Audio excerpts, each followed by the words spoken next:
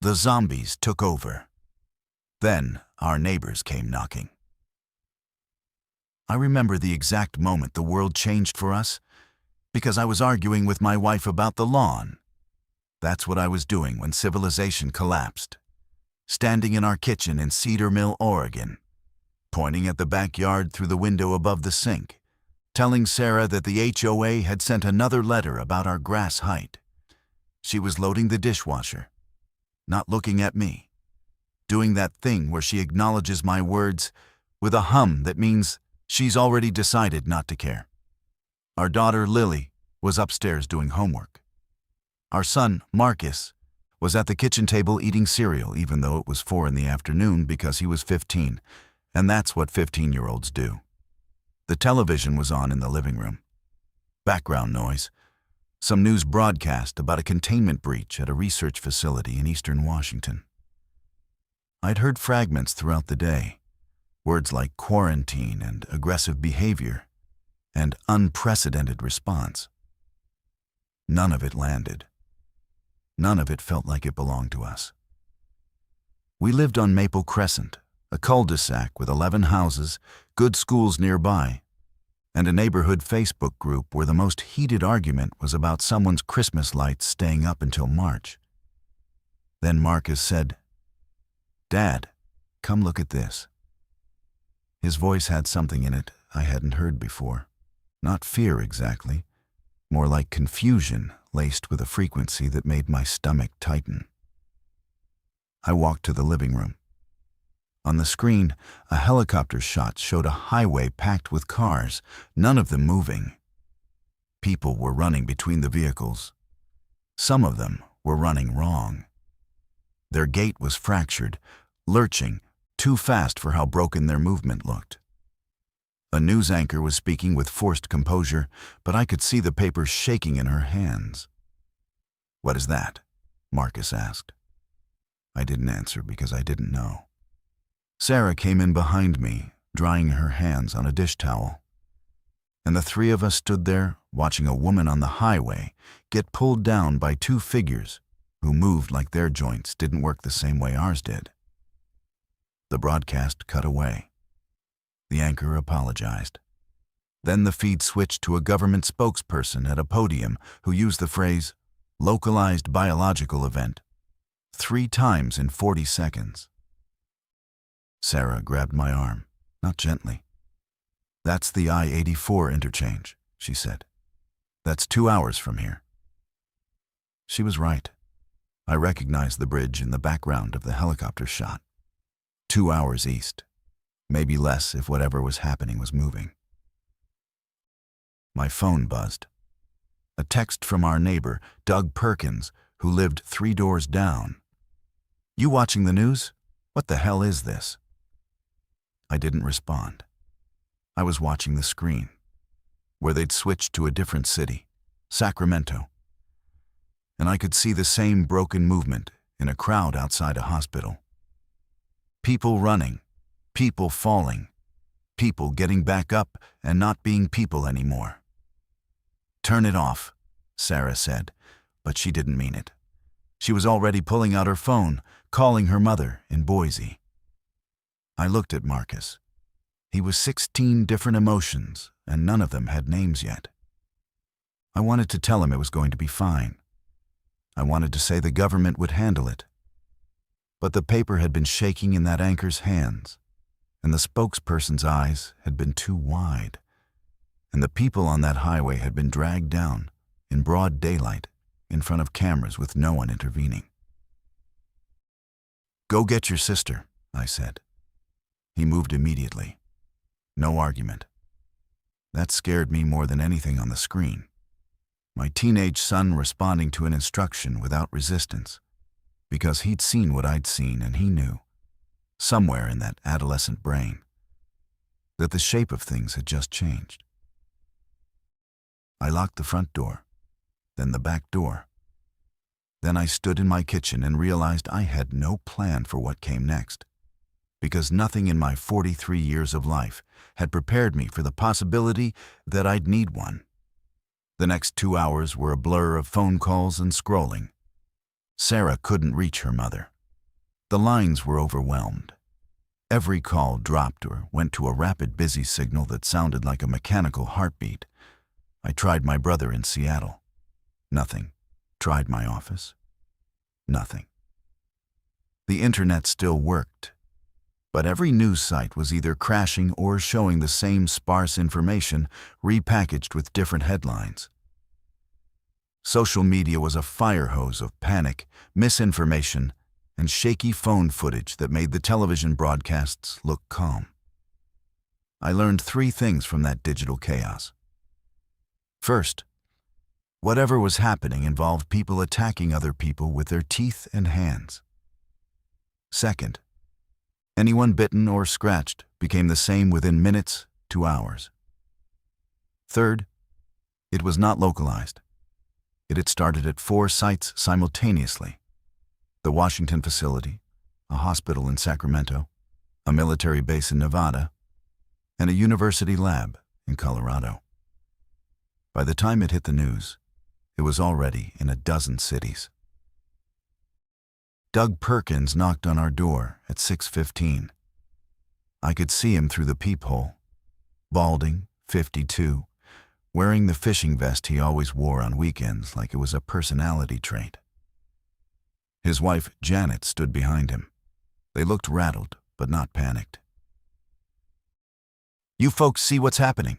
Doug asked when I opened the door. "We're watching it. Janet wants to know if we should leave. Drive south. Her sister's in Medford."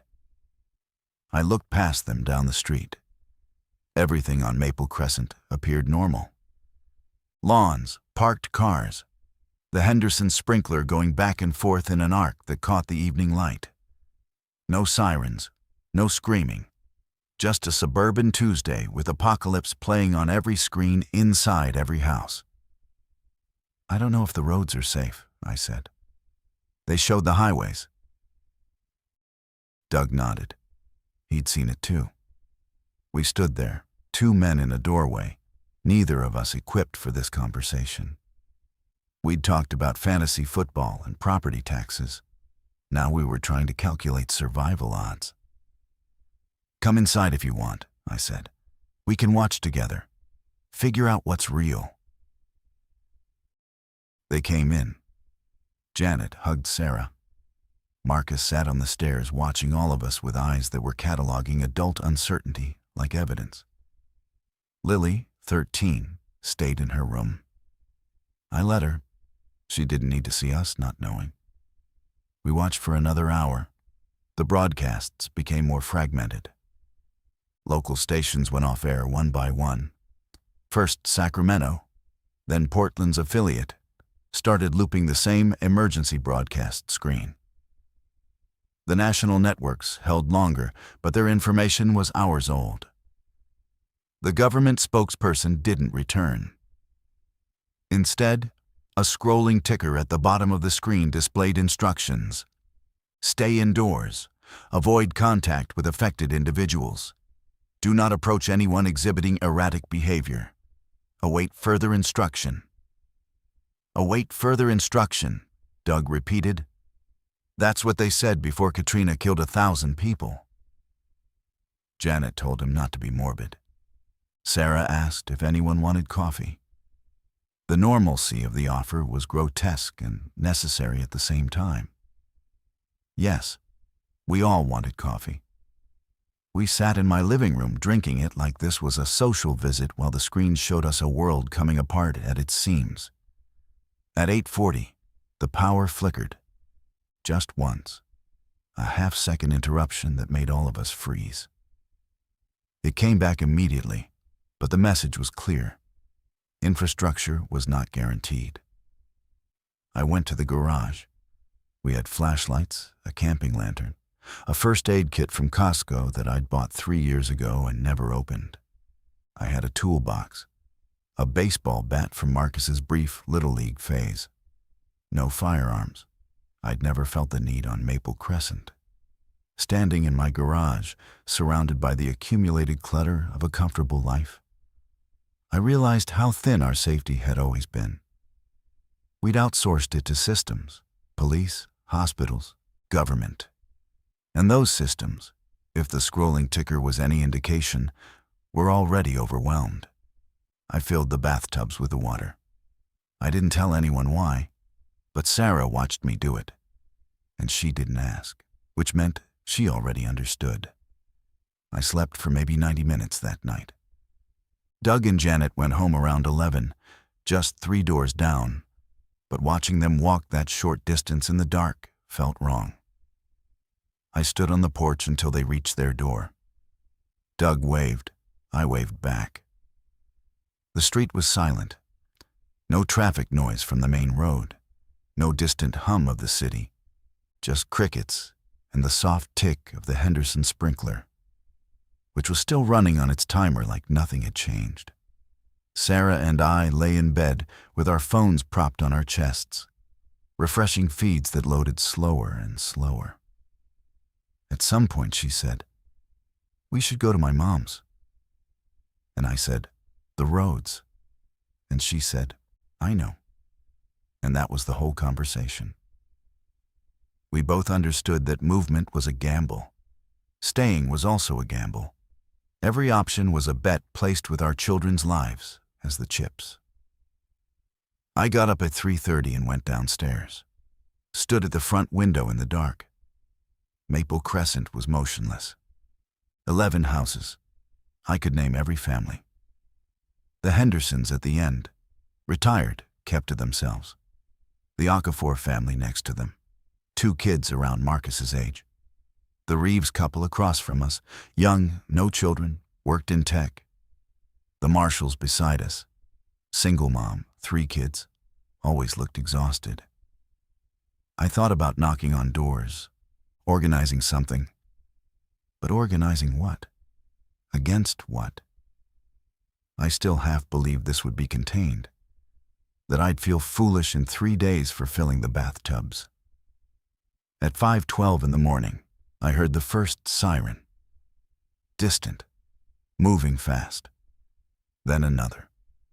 Then a sound I couldn't identify. A deep, concussive thud that could have been an explosion or could have been a truck collision. It came from the direction of the main road, maybe a mile away. I woke Sarah. We went downstairs together. The television was showing a test pattern on 3 channels and a looping recording of the emergency instructions on a 4th. No live broadcasts. I switched to radio, AM stations. Found one still live. A man's voice strained, reading from what sounded like a prepared statement. Military mobilization in major cities. Civilian shelters being established. Citizens advised to remain in homes unless directly threatened. Unless directly threatened, Sarah repeated. What does directly threatened mean? I didn't have time to answer. Marcus appeared at the top of the stairs. Dad, something's in the Hendersons' yard. We went to his bedroom window, which faced their property at the end of the cul-de-sac. In the gray pre-dawn light, I could see a figure standing on their lawn. Just standing, not moving. It was Mrs. Henderson. I recognized the housecoat she always wore when she checked her mail. But she was standing in the middle of her yard at 5 in the morning, facing our direction, and not moving. Not swaying, not looking around, just fixed. Is she okay? Marcus whispered. Sarah pulled him back from the window gently. I stayed, watched. For 3 full minutes, Mrs. Henderson stood there. Then she turned, not smoothly, a jerking rotation, and walked toward the side of her house and disappeared around the corner. Her gait was wrong. One leg dragged slightly. Her arms didn't swing. My throat closed. I forced myself to breathe. Get dressed, I said to my family. Everyone get dressed. Shoes, layers, now. No one argued. No one asked why. The time for questioning instructions had passed, and we all felt it like a temperature change in the room. Sarah moved first, pulling Marcus by the arm. I heard her knock on Lily's door, heard Lily's sleepy protest, heard Sarah's voice. Firm, calm, maternal. Saying something I couldn't make out, but that got our daughter moving. I stood at that window for another minute, watching the empty yard where Mrs. Henderson had stood. The sprinkler next door was still going. The automatic porch light on the Hendersons' garage clicked off as the sky brightened. Everything looked normal except for the knowledge sitting in my chest like a stone that one of my neighbors was no longer herself. By 7 that morning, 4 families had gathered at our house. Doug and Janet came first, then the Okafor family. Martin, his wife Adaizi, and their sons Emeka and Tobias. Then the Reeves couple, Kyle and Dana, who showed up with 2 cases of bottled water and the kind of focused energy that suggested they'd been awake all night making lists. The Marshalls didn't come. I could see their house from our living room window. Curtains drawn, no lights visible, car still in the driveway. We stood in my kitchen, 9 adults and 4 children, and tried to have a rational conversation about irrational circumstances. The internet went down 40 minutes ago, Kyle said. He was holding his phone like a dead animal. Cell service is intermittent.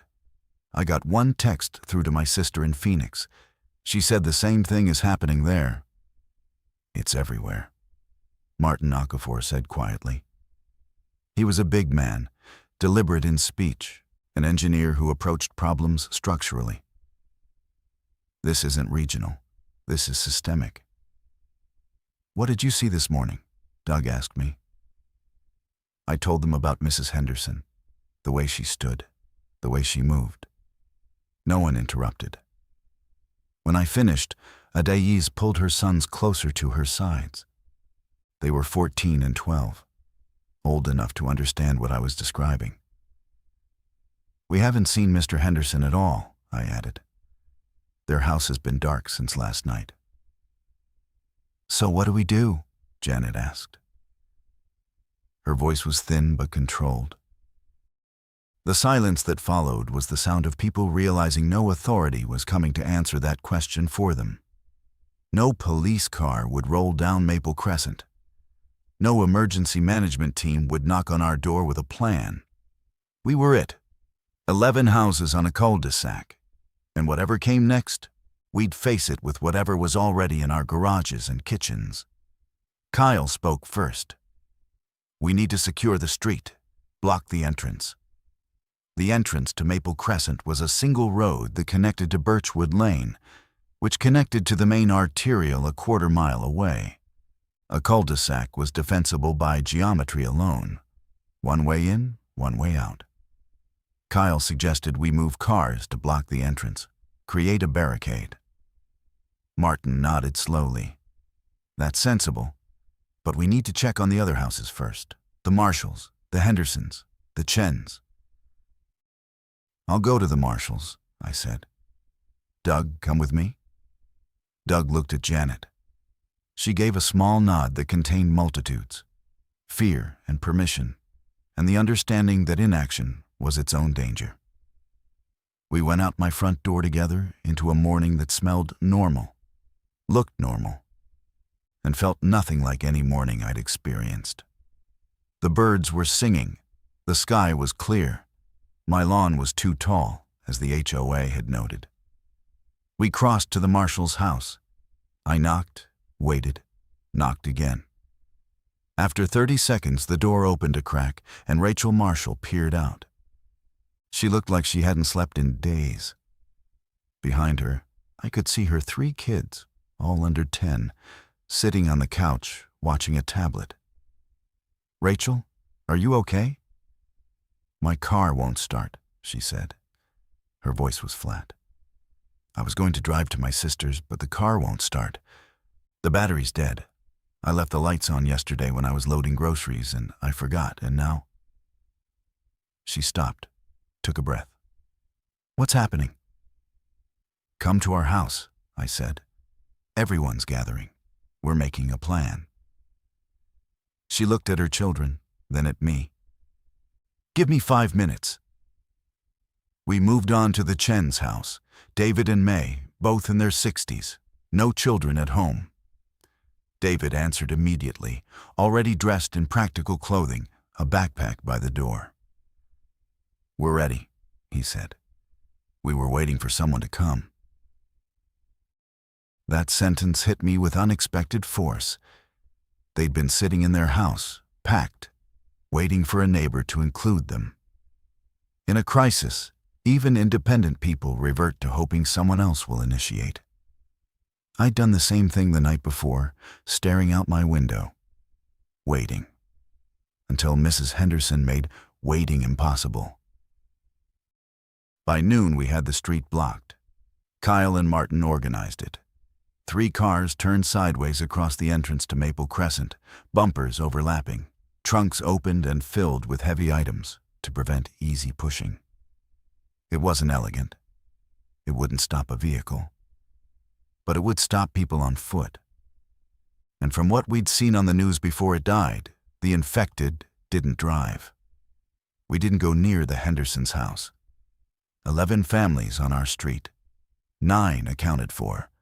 The Hendersons were presumed lost, a word I used in my head that felt clinical enough to manage. The Patels at number 7 hadn't answered their door, and their car was gone. We assumed they'd left early, before the highways became the death traps we'd seen on television. So 9 households, 23 people total, including 8 children. We gathered in my backyard, the lawn the HOA hated, and took inventory. Food was our best asset. Combined pantries and refrigerators gave us roughly 2 weeks if we rationed carefully. 3 weeks if we were aggressive about it. Water was more concerning. The taps still worked, but for how long? We had the bathtubs I'd filled, the cases Kyle brought, and David Chen's collection of 5-gallon camping jugs. Maybe a week of water without municipal supply.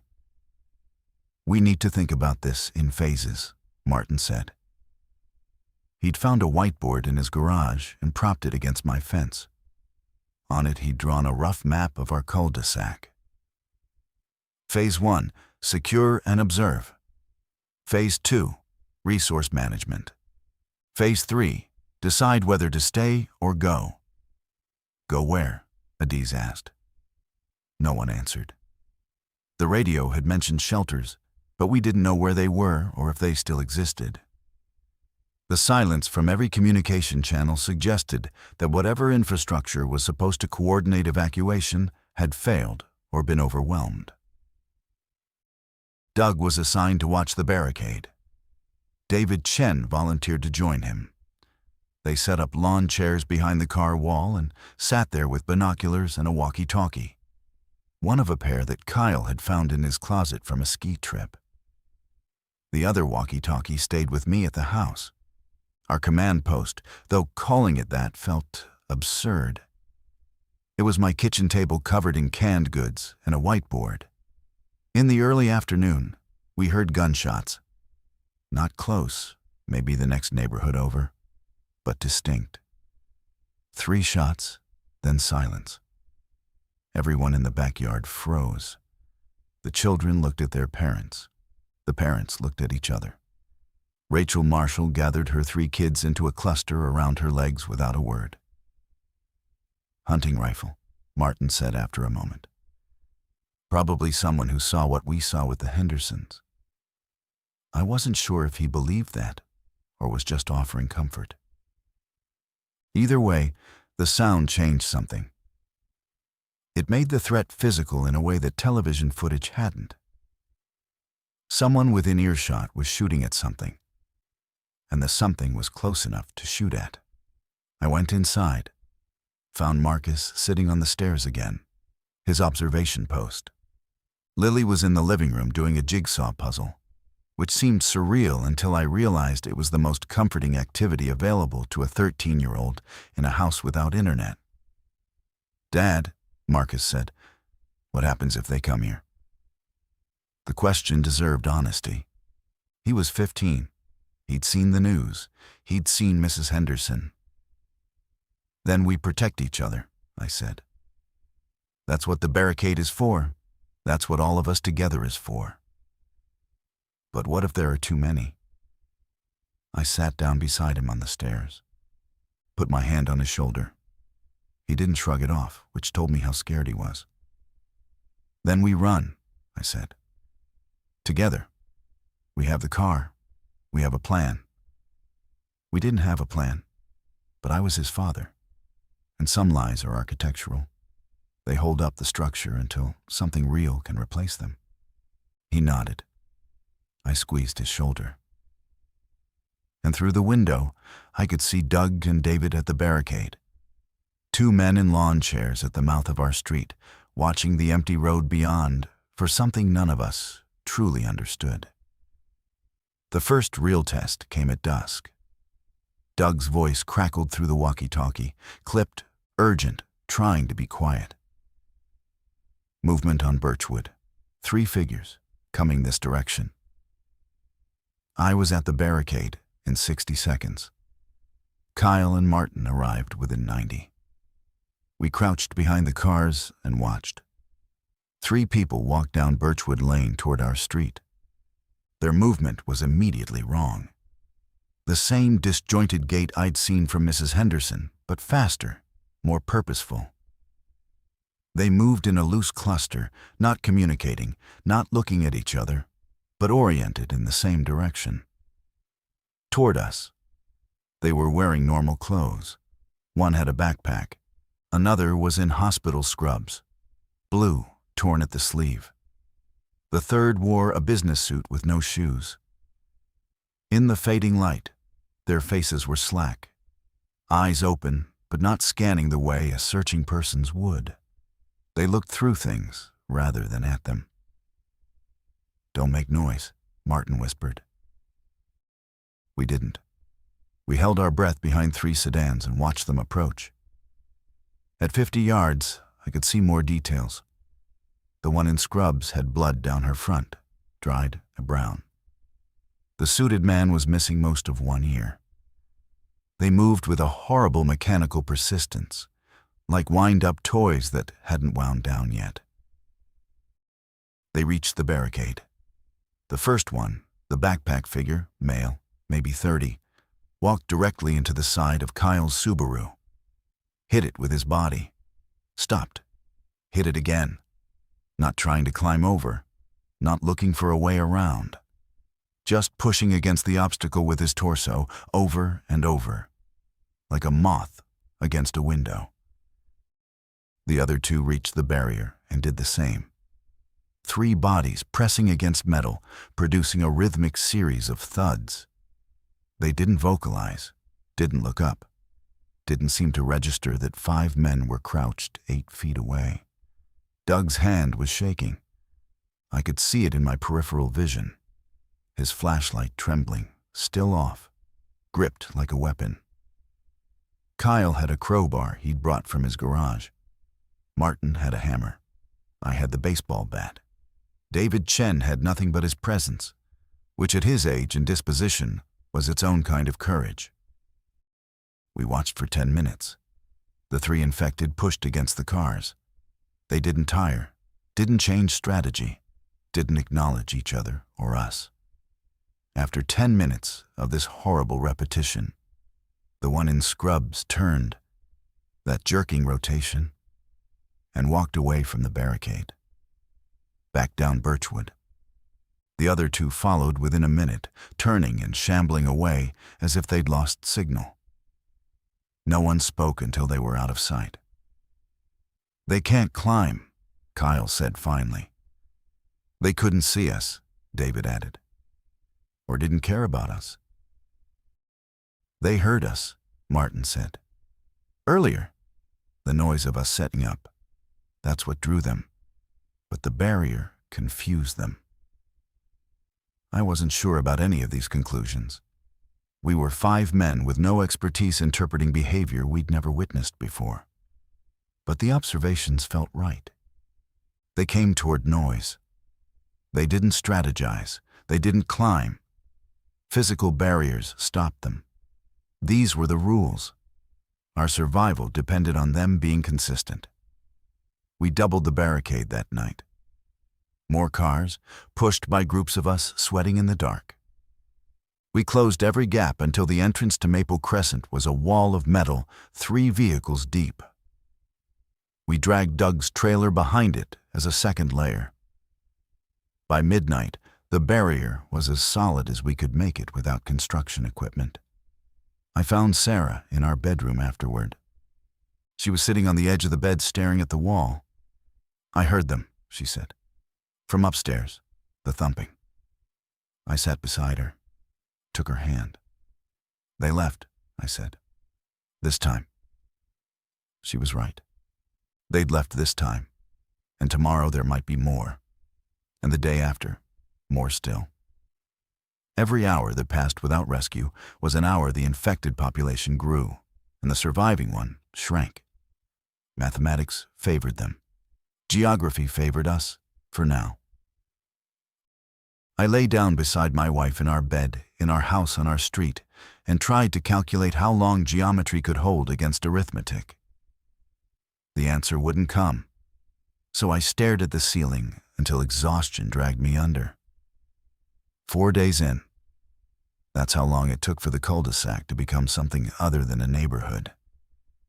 By day 4, we had shifts, assignments, rationing protocols. Martin's whiteboard in my backyard had become a planning wall covered in schedules and inventory counts. Kyle had run extension cords between 3 houses so we could consolidate refrigerator use and reduce power draw. The electricity was still on. A miracle we discussed in whispered, superstitious terms, as if acknowledging it might make it disappear. The world beyond our barricade had grown worse each day. We could hear it. Sirens becoming rarer, replaced by distant crashes, occasional screams that rose and cut off. Twice we saw military helicopters heading east. They didn't slow over our neighborhood. We were not significant enough to notice from the air. Doug and David maintained the watch in 4-hour rotations, joined by Kyle, Martin, myself, and, after an argument with his mother, Marcus. My son wanted to contribute. Sarah wanted him inside. I mediated by letting him take the daylight shifts only, paired with me. He was serious on watch, focused, growing up at a speed that made me proud and devastated simultaneously. On day 4, at roughly 2 in the afternoon, the knock came. Not at the barricade, at the back fence. Our cul-de-sac backed against a green belt, a strip of trees and brush separating us from the next subdivision. We hadn't thought to fortify it. The infected we'd observed couldn't climb. The fence was 6 feet of solid cedar. It seemed sufficient. But the knock was human, rhythmic, deliberate. Knock, knock, knock. Pause. Knock, knock, knock. I was in the kitchen when I heard it, grabbed the bat and went to the back fence. On the other side, a man's voice. "Hello? Anyone there? We can see the smoke from your chimney. Please, we have children." I stood at the fence, didn't respond immediately. My mind was racing through calculations that felt inhuman to make. Resources, space, risk, obligation. 4 days ago, I'd have opened my door without thinking. Now I was assessing whether the desperation in a stranger's voice was genuine or a trap. "How many are you?" I called back. 7, 3 adults, 4 kids. "We came from Willow Creek, the subdivision behind you. It's overrun. They came through the south end 2 days ago. We've been hiding in an attic." 7 people. I looked at the kitchen window where Sarah was watching. She gave me a look I couldn't fully read. Concern, compassion, and the hard, practical question we'd all become fluent in. "Hold on," I said. "Give me a minute." I found Martin and Kyle. Told them. We convened a rapid discussion in my kitchen. 5 adults making a decision about 7 lives with the urgency of a ticking clock.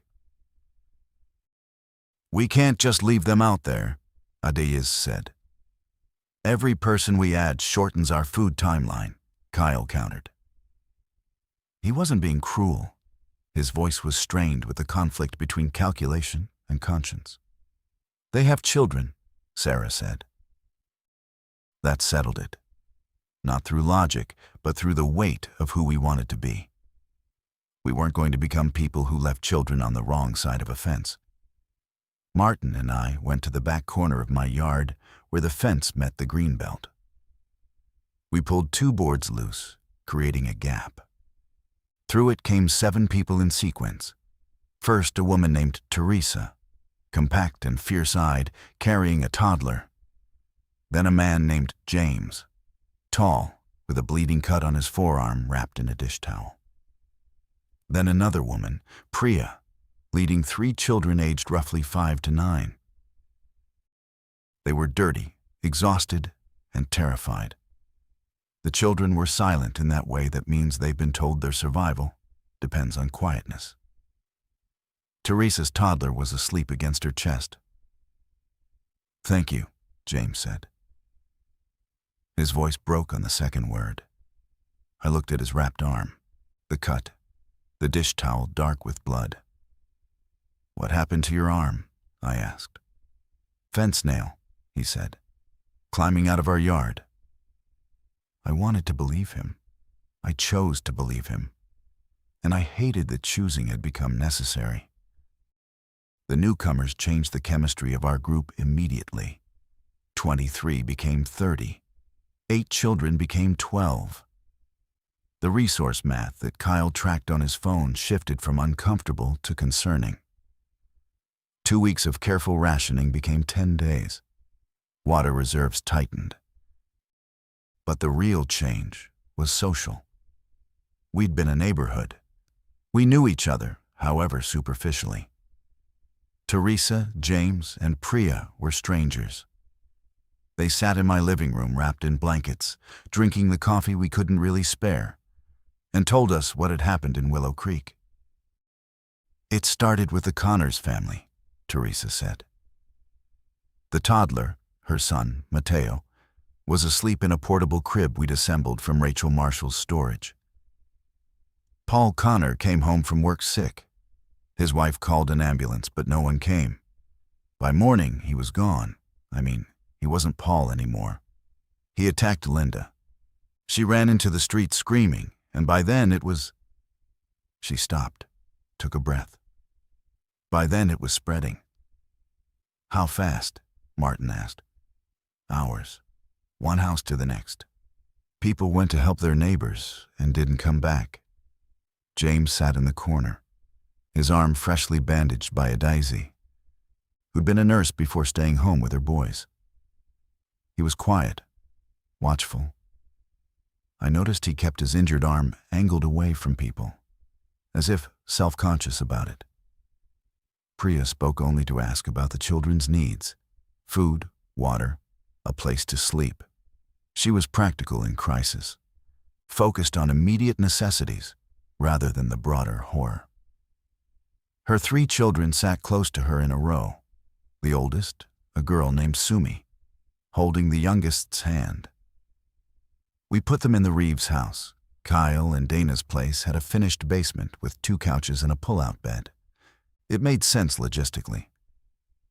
Kyle agreed without hesitation, though I saw him glance at the kitchen he'd just stocked with his share of the communal food.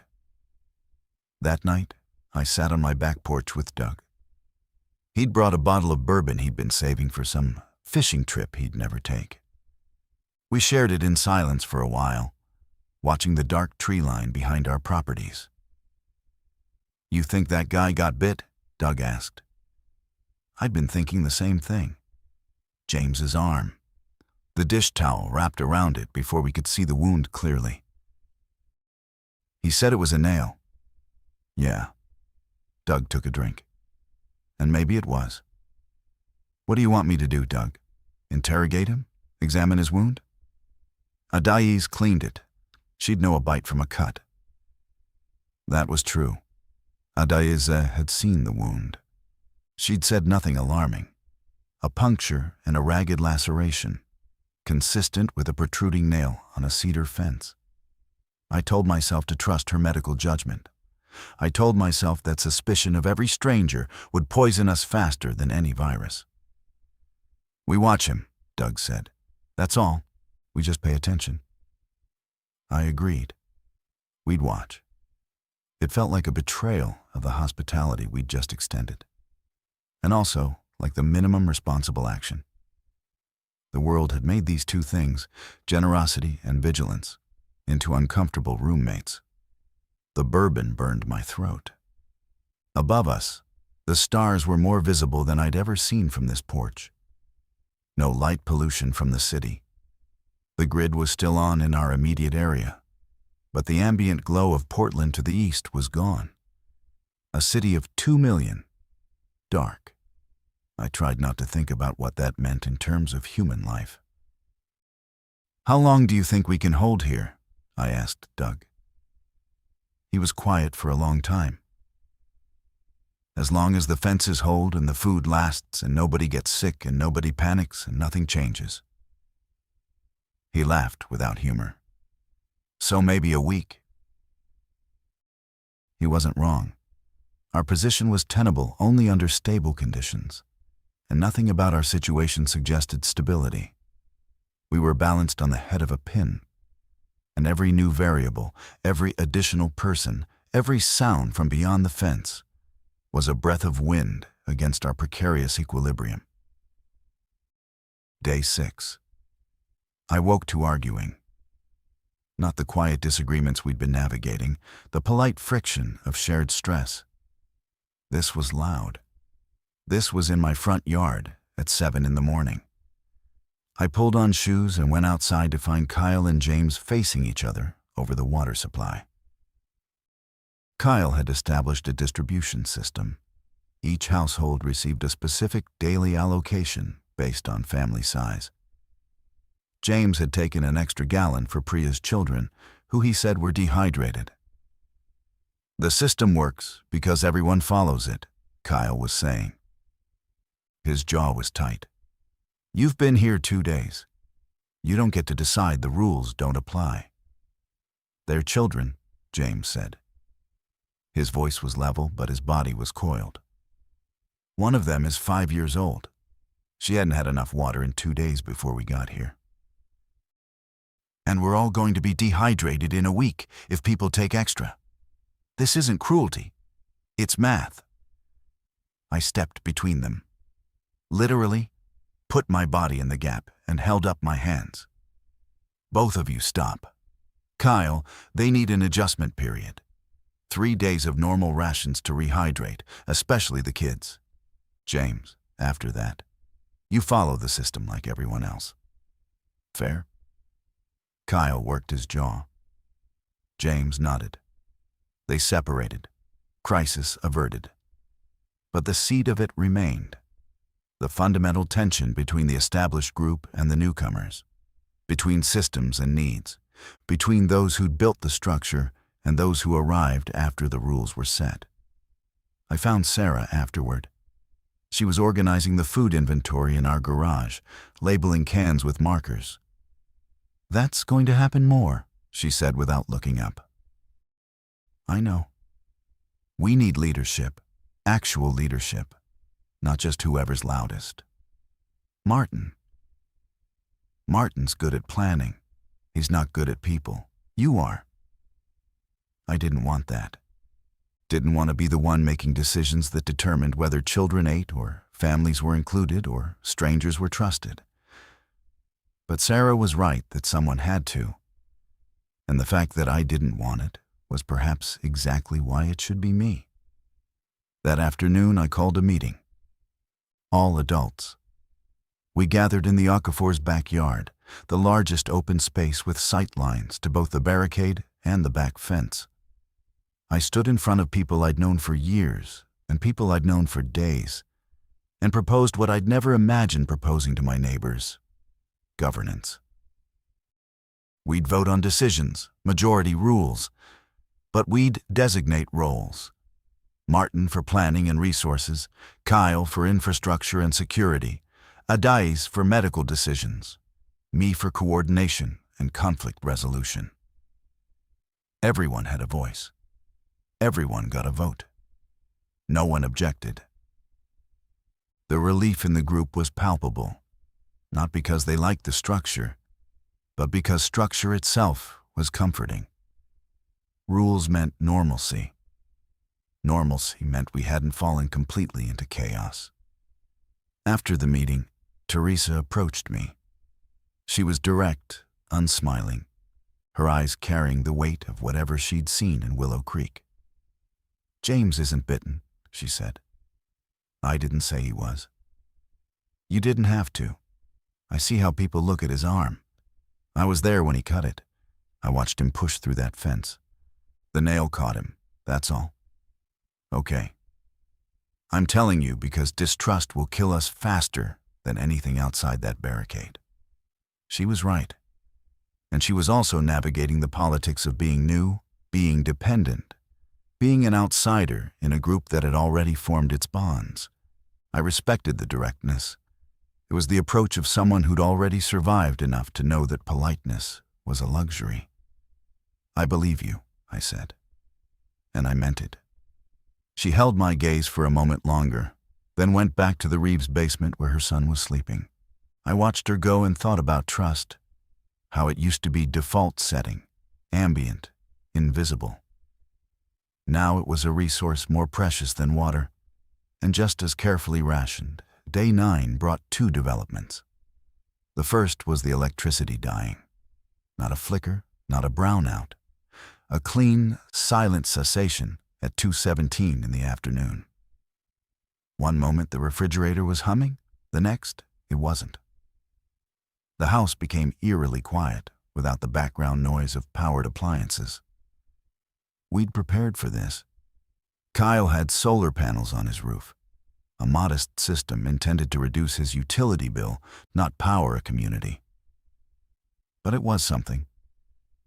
We ran a single extension cord from his inverter to a power strip in my garage, where we kept the walkie-talkies charging and one small lamp for the night watch. The second development was worse. Janet Perkins had been sick for 2 days, vomiting, fever, body aches. Everyone pretended not to be terrified by this. Adaiz examined her and said it was likely stress-induced gastritis, not anything else. Not the thing we didn't name, but all thought about. Janet hadn't been near the fence, hadn't been on watch, hadn't been anywhere near the infected. She was simply a 52-year-old woman whose body was expressing the trauma of her circumstances. But fear is not rational. By day 9, I noticed people giving the Perkins house a wider berth. Rachel Marshall moved her children's play area from the shared space near Doug's property to the opposite end of the cul-de-sac. She didn't say why. She didn't have to. Doug noticed. Of course he noticed. The sudden isolation, the averted eyes, his wife being treated like a contamination risk because she had the flu.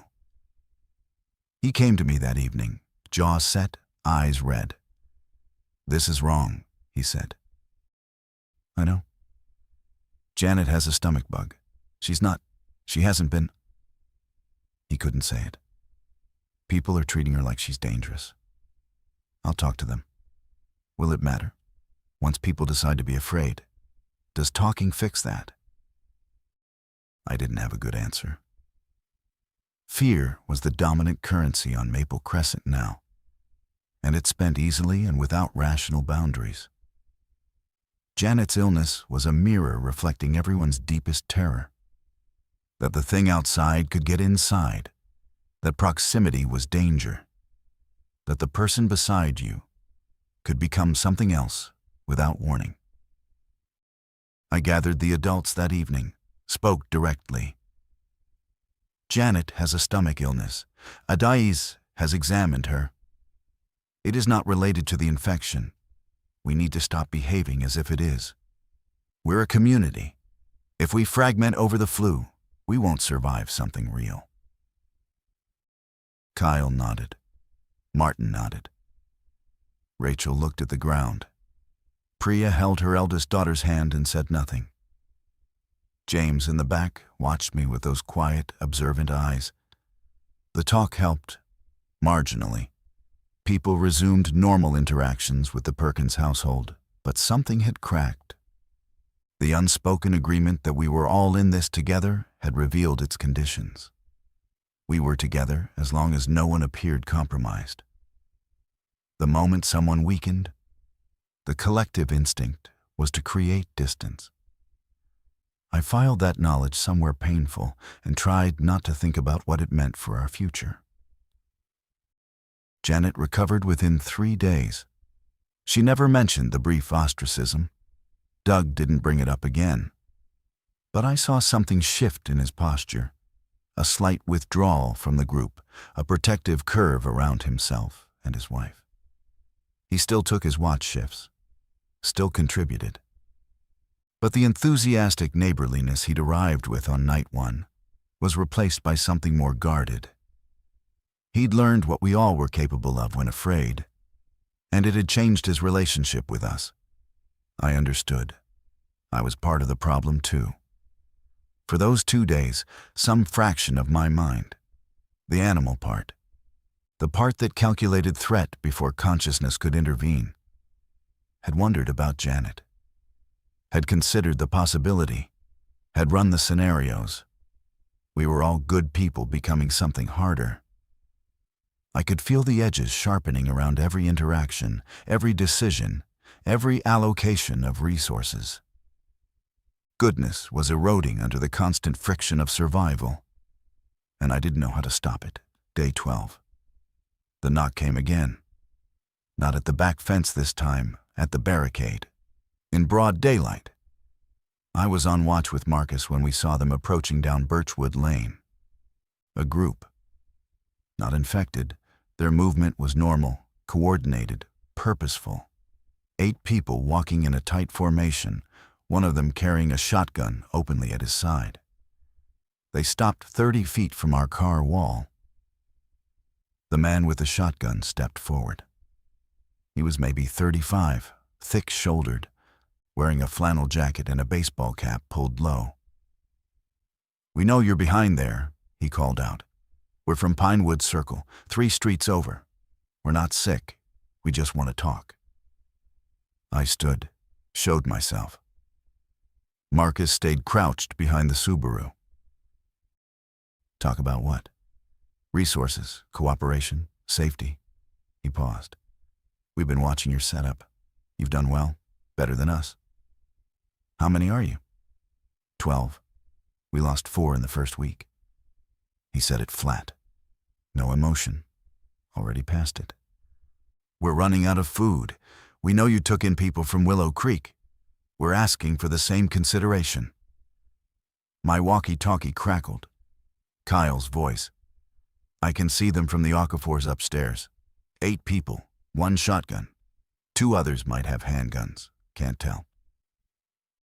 I pressed the button. "Copy. Get Martin. Call a meeting."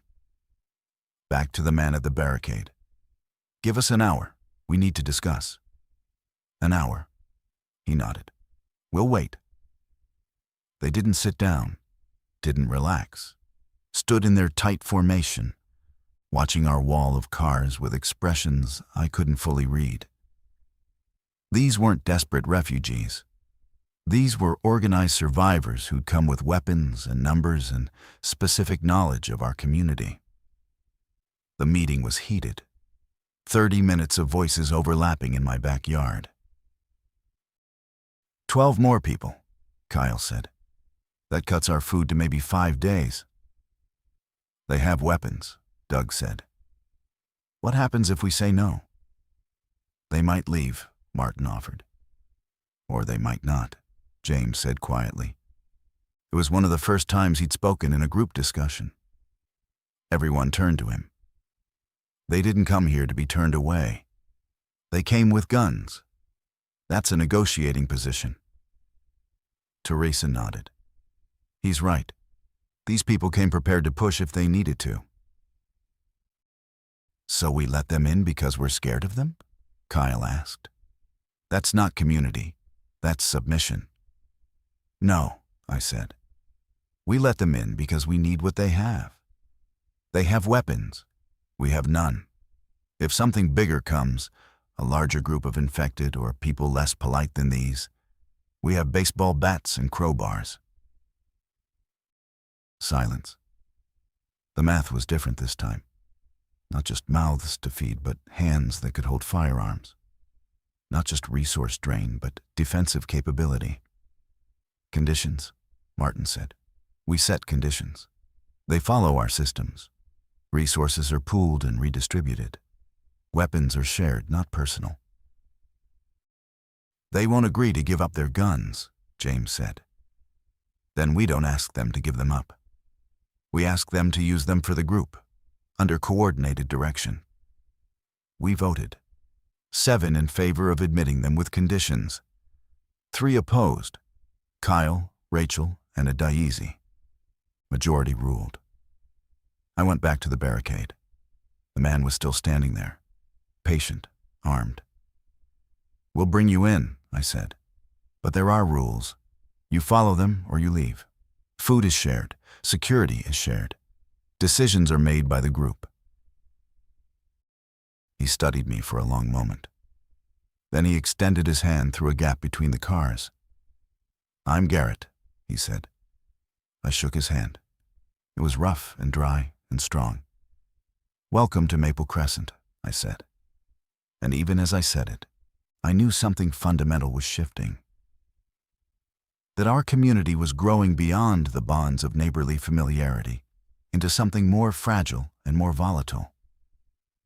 We were no longer people who'd known each other over backyard fences. We were factions, merging. And factions never merge cleanly. Garrett's people moved in that afternoon. We opened the barricade enough for them to squeeze through, then sealed it again. His group was mostly young, couples and singles in their 20s and 30s, with one older woman named Dolores who walked with a cane and said nothing to anyone. Garrett introduced them efficiently. Names, skills, what they'd brought. They had the shotgun, 2 handguns, ammunition, and, critically, 2 full propane tanks from their communal barbecue setup. They also brought information. The military pulled back to the east side of the Cascades, Garrett said as we sat around the Okafor's picnic table. 3 days ago, we had a ham radio operator. Carl didn't make it. He was picking up transmissions. Fort Lewis is gone. Portland's completely dark. They're establishing a line along the mountains and writing off everything west. Writing off 2 million people in Portland alone. Writing off our suburban pocket with its cedar fences and lawn chairs. So no rescue, Martin said. No rescue, Garrett confirmed. Not coming over those mountains. Not soon, maybe not ever. The group absorbed this. Some had already suspected. Others, Rachel, Janet, David Chen, showed the impact on their faces. The evaporation of hope is a physical thing. I watched it happen in real time, the small collapses in posture and expression. Then we need to be self-sufficient, I said. Long term, not days, weeks, maybe months. There's a farm supply store on Route 7, Garrett said. 2 miles east. If it hasn't been looted, it'll have seeds, tools, fertilizer, maybe animal feed, water filtration equipment. 2 miles is far when the streets aren't safe, Kyle said. Which is why we have guns now. Garrett's tone wasn't aggressive, but it was pointed. He was demonstrating value, showing that his group's inclusion wasn't charity, it was transaction. We'd given shelter. They'd given capability. I recognized the dynamic, appreciated it even. But I also saw how quickly it could curdle into a power structure that didn't match our democratic framework. Garrett was a natural leader, decisive, physical, certain. In a group that had been making decisions by consensus, his certainty could either complement or dominate. That evening, I found Kyle on his roof checking the solar panels. He'd become our infrastructure specialist, maintaining the one system keeping us marginally connected to the modern world. "Do you think this works?" he asked. "Not about the panels." "The merger? It has to." Garrett's already talking about supply runs, defensive improvements, expanding the perimeter. He's been here 4 hours, and he's planning our future. That's what leaders do. We already have leadership. Kyle looked at me directly. "You." "I'm not competing with him. You might not have a choice." I climbed down from his roof without responding, but he'd named something real. In the old world, leadership was institutional. Titles, elections, offices. Here it was gravitational. It went to whoever projected the most force, the most vision, the most certainty. I had consensus. Garrett had a shotgun and a plan. In the mathematics of survival, which weighed more? That night, our expanded community of 42 people ate dinner in shifts across 3 kitchens, using the last of the fresh food before it spoiled in dead refrigerators. The propane let us cook. The conversation let us pretend this was a community dinner rather than a rationed meal. I sat with Sarah and our kids. Lily was talking to Sumi, Priya's eldest. They'd become inseparable in the way children form bonds under pressure, instant and total. Marcus was helping Adaizi distribute food, serious and capable. Sarah watched them both with an expression I recognized from every year of our marriage. The fierce assessment of a mother cataloging her children's well-being. "They're okay," I said. "For now," she replied. "For now." The qualifier that attached itself to every positive statement in our new world. We're safe, for now. We have food, for now. We're together, for now. The future was no longer a place we planned for. It was a darkness approaching at variable speed, and the best we could manage was to keep the next few hours lit. The supply run happened on day 14. Garrett planned it. I approved it. These two facts existed in a balance that felt increasingly precarious. My approval was necessary for group buy-in. His planning was necessary for execution.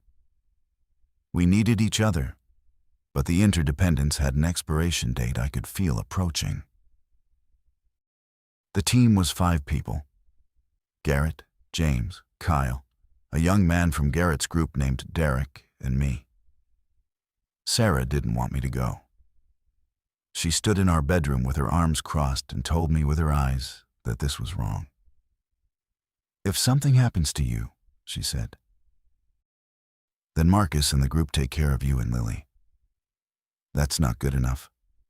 I know. But I have to go. I can't ask people to do things I won't do." She didn't say anything else. Kissed me once, hard, like she was pressing the memory of it into both of us.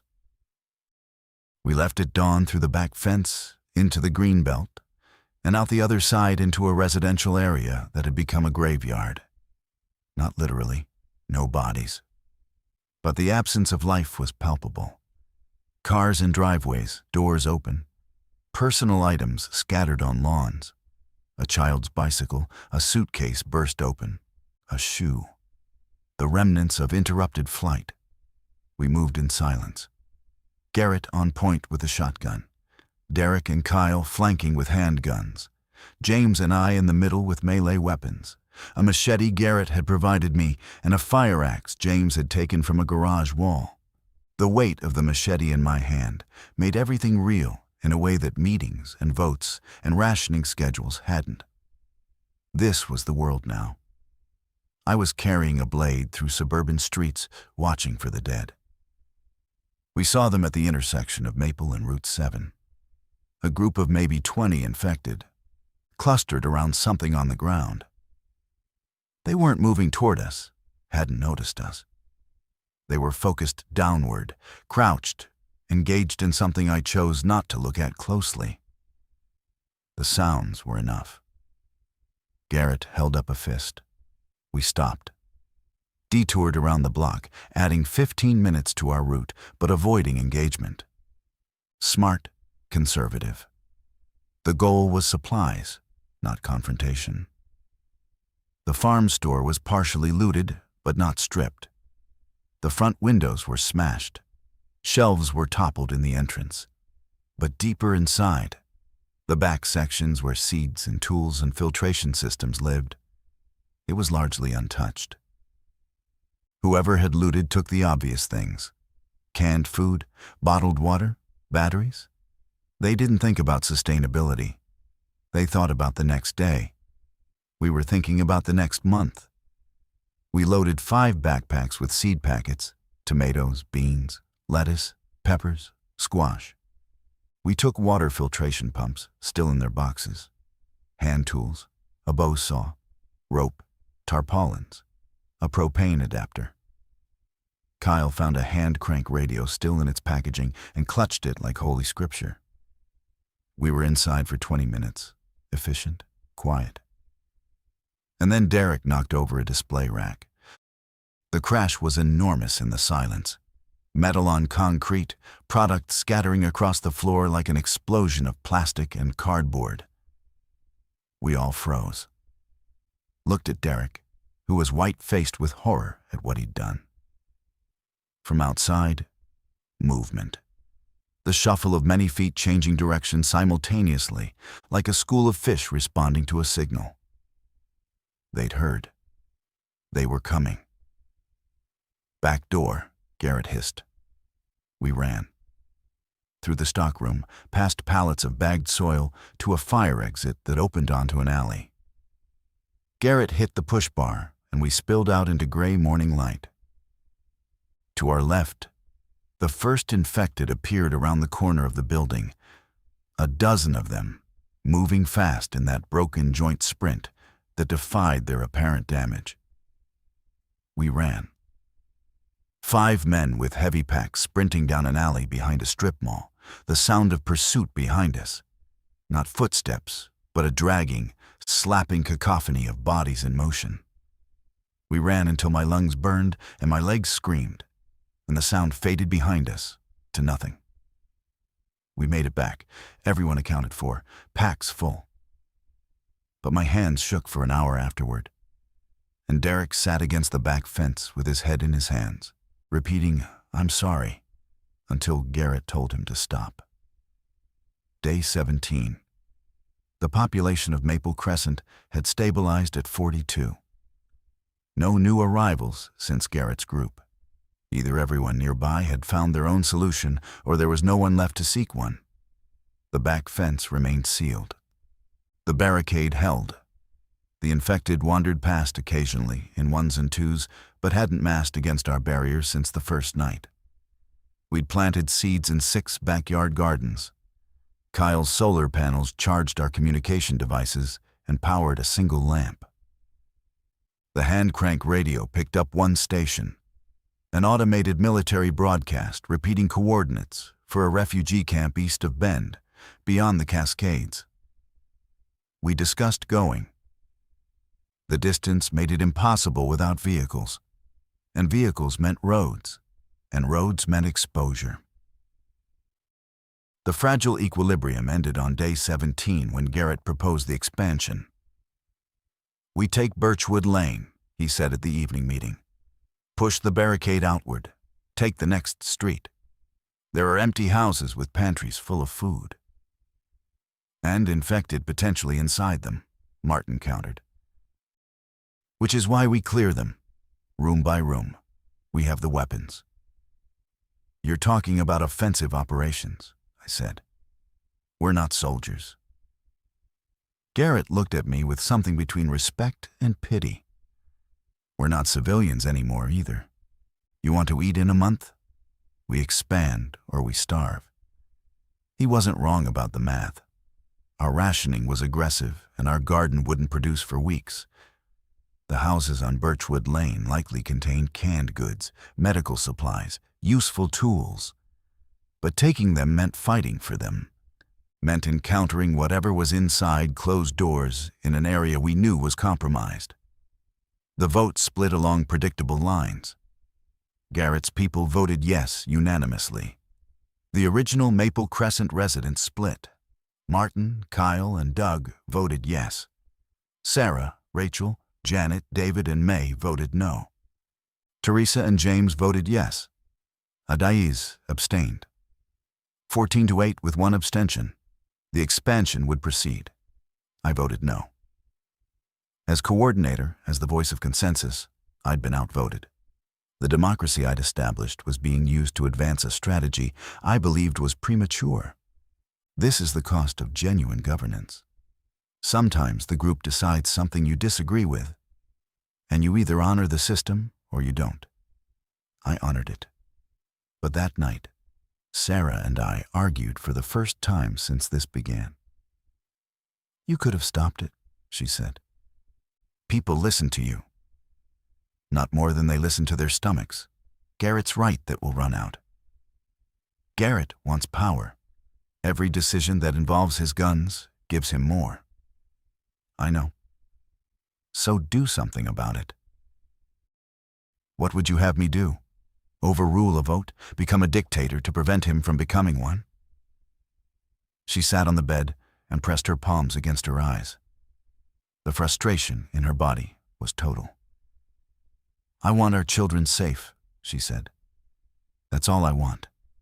And right now, the biggest threat isn't outside the fence."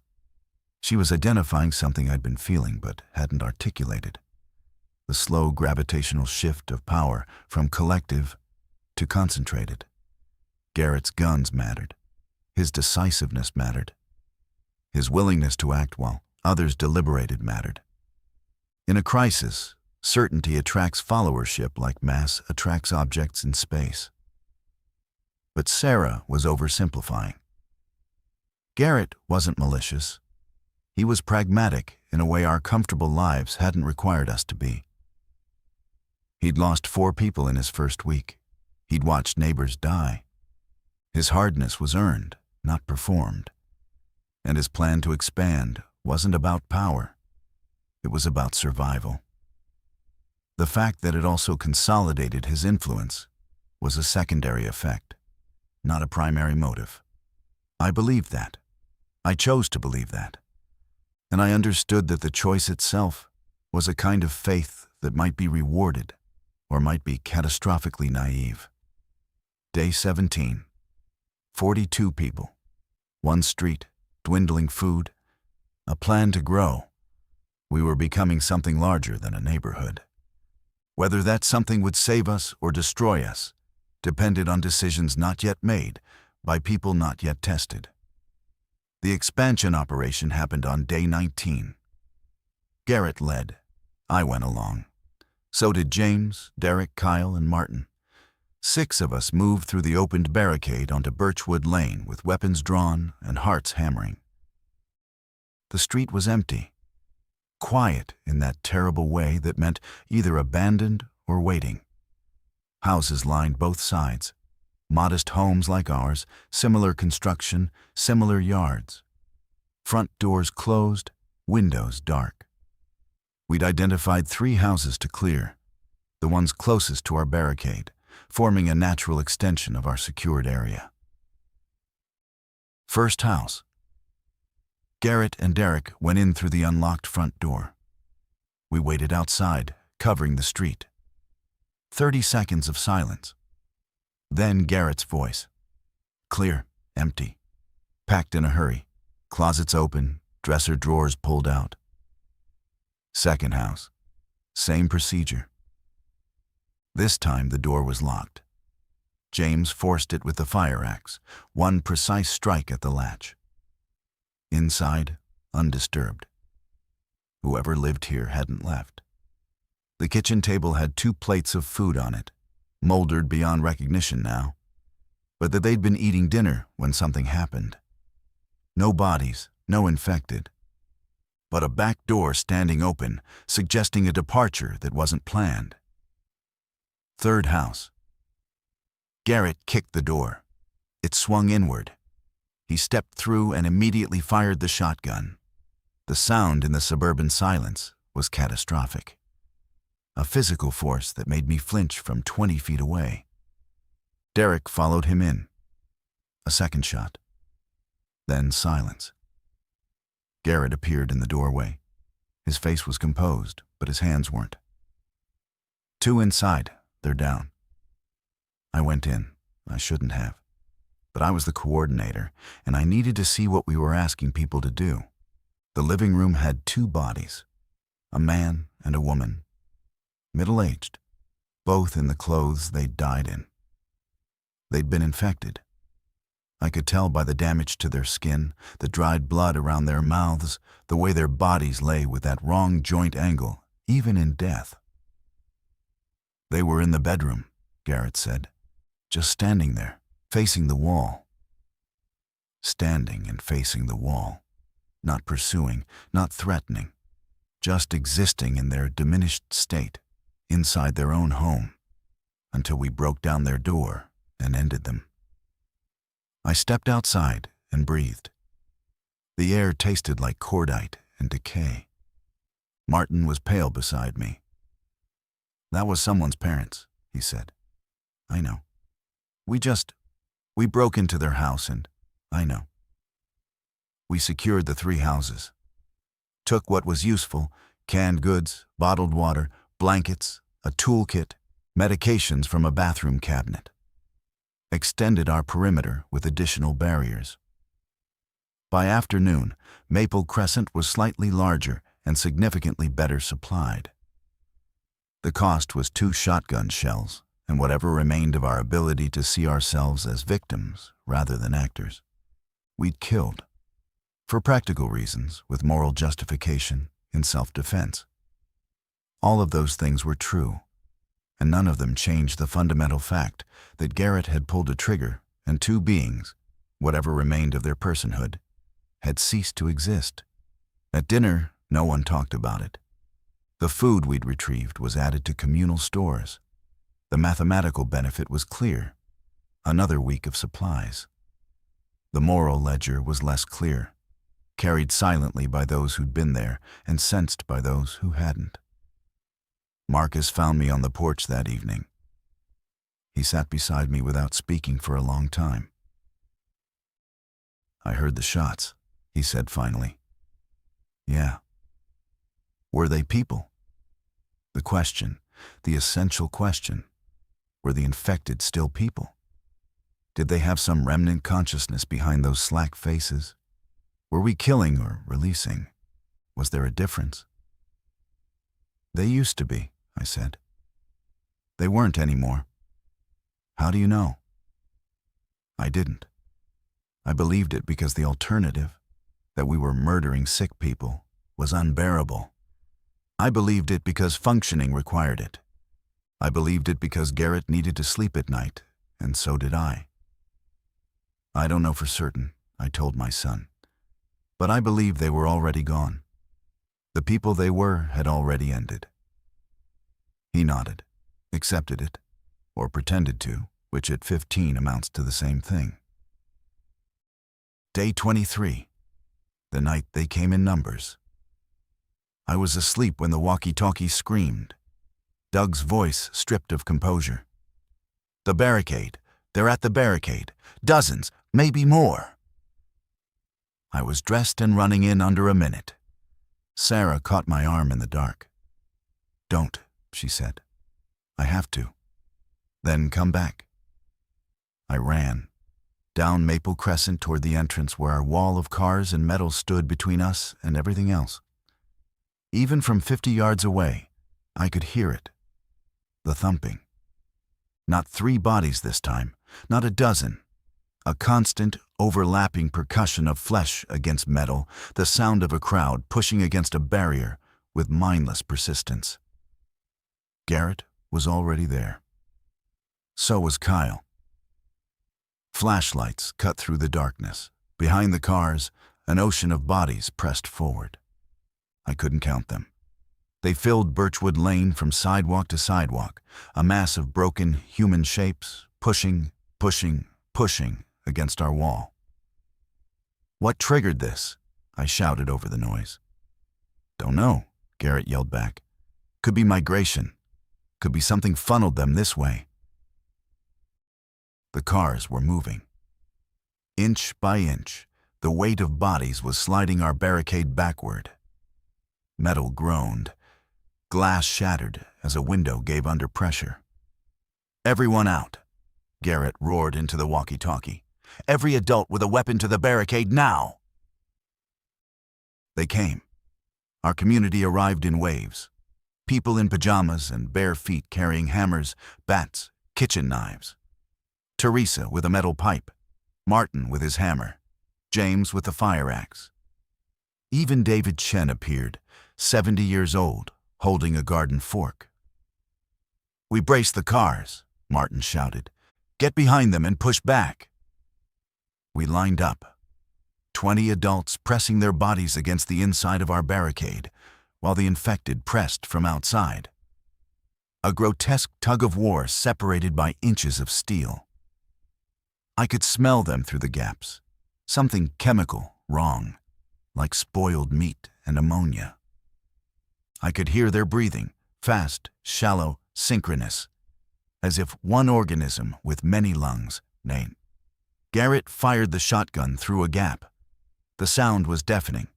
He fired again. Derek fired a handgun. Again. Each shot dropped one body, but the mass behind it filled the space immediately. "There's too many!"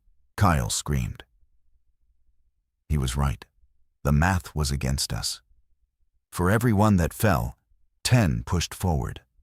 Our barricade wasn't designed for this. It was a fence for wandering ones and twos, not a dam for a flood. Then Marcus appeared. My son, running from the direction of our house, carrying something, the propane tank from the barbecue. "Marcus, no!" I screamed. He didn't stop. He ran to Garrett, shoved the tank into his hands, shouted something I couldn't hear over the chaos. Garrett looked at the tank, looked at the barricade, understood. "Everyone back," Garrett bellowed. "Back, 50 feet. We scrambled, retreated.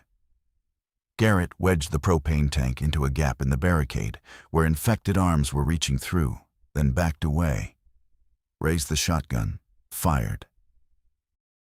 The explosion wasn't cinematic. It was brutal and concussive. A wall of heat and force that knocked me off my feet from 40 feet away. Car alarms triggered in the blast. Metal bent outward. And in the gap where the horde had been pushing, fire bloomed and the mass shattered. When I could see again, the barricade was damaged but holding. The front line of infected had been thrown back. Many were down. Others were burning, wandering away from the fire with flames crawling up their bodies. The pressure was broken.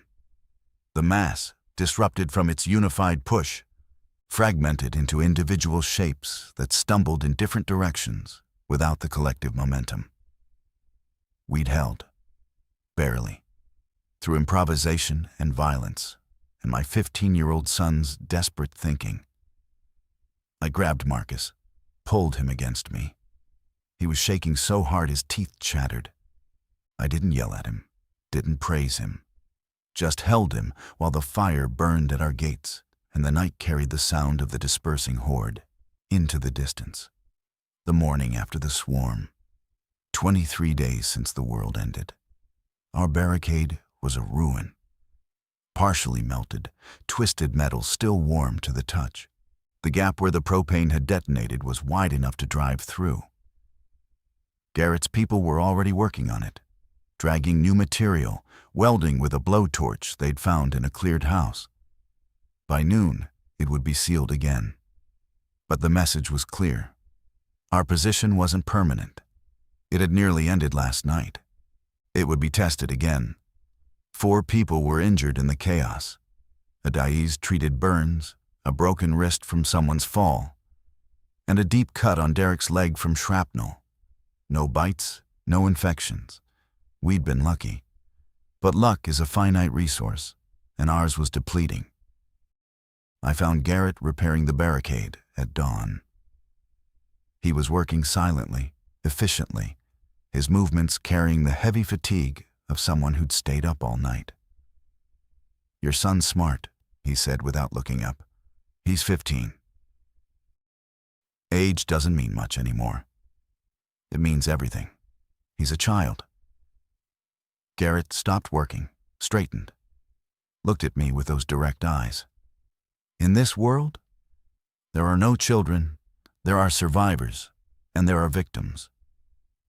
Your boy chose which one to be last night." I wanted to argue, wanted to reject the philosophy that transformed my son's desperate bravery into something normalized. But Garrett had survived where others hadn't. And his framework, however brutal, had validity I couldn't dismiss entirely. "We need to talk about leaving," I said. He nodded. He'd been expecting this. "The refugee camp coordinates on the radio, east of Bend. If we go, all of us, we'd need vehicles, fuel, weapons. The route through the mountains. 42 people can't move quietly through infected territory," Garrett said. 42 people can't stay here forever either. Last night proved that." He drove a bolt through sheet metal with 3 precise hammer strikes. Then, we split. "What?" "A scouting group. 5 people. Fast, light. Check the route. Check the camp. If it's real, they come back. We all go." It was logical. It was also the first direct strategic proposal Garrett had made without running it through the group vote. I noted that, filed it. "We'll vote on it," I said. "Of course." A pause. "But you'll support it. If the group agrees. They'll agree because you'll tell them it's the right call. And it is." He was right. It was the right call. And my support would carry the vote because, despite Garrett's guns and certainty, the original community still looked to me for moral direction. We'd developed an unspoken partnership. I provided legitimacy, he provided capability. It worked as long as neither of us tried to subsume the other. The vote was unanimous. Everyone understood that last night had changed the calculus. Staying was no longer safer than moving. The only question was whether there was somewhere to go. The scouting team was selected. Garrett, James, Derek, and 2 of Garrett's people. A woman named Sophia and a man named Cole. 5 experienced, armed, capable. They'd leave in 2 days, after the barricade was fully repaired and supplies were packed. I found Sarah that afternoon. She was sitting with Lily, braiding her daughter's hair in the backyard. The afternoon sun catching the red in both their heads. A moment of beauty so ordinary it hurt. "We might leave here soon," I said, sitting beside them. "Good," Lily said. She hadn't spoken much in 3 weeks. Her voice startled me. "I don't like it here anymore." "I know, baby." "The garden won't matter if we leave," Sarah said. A practical observation, not an objection. "No, but knowing we can grow things, that matters wherever we go." She took my hand while her other hand continued braiding. 3 weeks ago, we'd argued about grass height. Now we were discussing evacuation routes through dead cities. The distance between those 2 realities was the length of everything we'd lost and everything we might still become. Day 25. The scouts had been gone for 36 hours. The walkie-talkies had a range of about 2 miles. They'd passed beyond it within the first hour. We had no information, no way to know if they were alive, progressing, or already lost. I was sitting on the front porch, my thinking spot, when Teresa brought me a cup of something warm. Not coffee, we'd run out days ago. Some herbal thing from packets she'd found in a cleared house. "You're worried," she said, sitting beside me. "About Garrett's team. About everything." She was right. The worry wasn't localized. It was ambient, a constant frequency humming beneath every thought. When we were in that attic in Willow Creek, she said, I thought about letting go. Not dramatically, just stopping. Deciding it was too much. Mateo was asleep in my arms, and I thought I could just close my eyes and not be strong anymore. She sipped her drink, calm, present, not performing vulnerability, sharing it. What stopped you? I asked.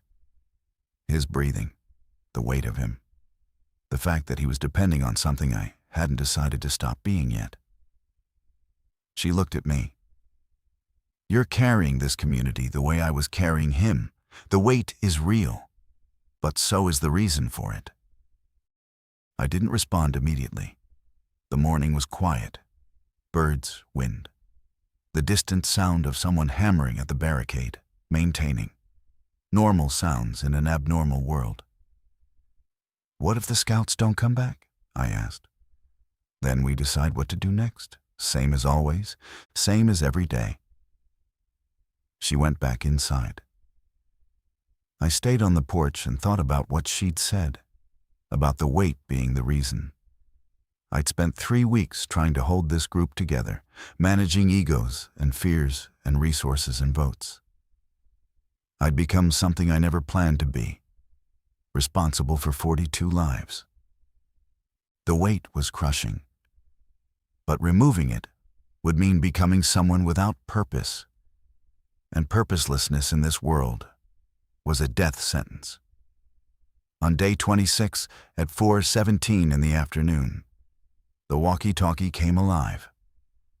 Garrett's voice, distorted by distance and static but unmistakable. Camp is real. Route is passable. 2 days' drive with the right vehicles. Coming back. Prepare to move. The sound that went through our community was unlike anything I'd heard. A collective exhale, a release of tension held so long it had become structural. People hugged, cried, laughed. Rachel Marshall dropped to her knees in her front yard and pressed her forehead to the grass. Hope. We'd been surviving without it, running on fear and obligation and routine. But hope, specific, verified, actionable hope, changed the chemical composition of everything. We began preparations immediately. Vehicles were assessed. We had enough between us for everyone if we packed tight. Fuel was siphoned from abandoned cars on Birchwood Lane. Supplies were organized into go bags. Routes were planned. Contingencies discussed. Marcus and Lily worked side by side packing food, their earlier distance replaced by the focused cooperation of shared purpose. Sarah organized the families into vehicle assignments, with the efficiency of a school administrator, which was, I realized, exactly what she'd been before the world changed. Garrett returned the next morning with his team intact. They were exhausted, dirty, and had a detailed route mapped on a gas station atlas marked with red and green. Danger zones and clear passages. It's a community, Garrett said, spreading the map on my kitchen table. Former ranch land, fenced, armed. They're taking people, farming, building. How many? 300, maybe more. Growing. 300 people, infrastructure, purpose, future. Everything we'd been trying to build in miniature on one cul-de-sac, achieved at scale. I looked at my kitchen, the table where we'd eaten 1,000 family dinners, where Marcus had done homework and Lily had drawn pictures and Sarah and I had drunk wine after the kids were asleep. This house held our life. Everything before. But before was gone, and the only direction was forward. We leave tomorrow, I said. We left Maple Crescent on day 28. 42 people in 9 vehicles, driving east through a landscape that had been ordinary and was now something else entirely. The mountains rose ahead of us like a promise.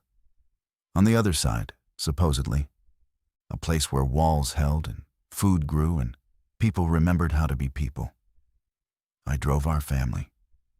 Sarah beside me, Marcus and Lily in the back. Behind us, our house grew smaller in the mirror until the road curved and it disappeared. I don't know if what I did was leadership. I made decisions. Some were right. Some I'll question until I die. I let strangers in and armed men in, and I sent people into danger, and I held a community together with nothing more than the willingness to be the one who decided when no one else would. The person who argued about lawn height is gone. In his place is someone who understands that safety was always an illusion, that community requires constant choice, that love is not a feelings but a series of actions taken in the dark. We drive east. We drive toward something. And for the first time in 28 days, that's enough.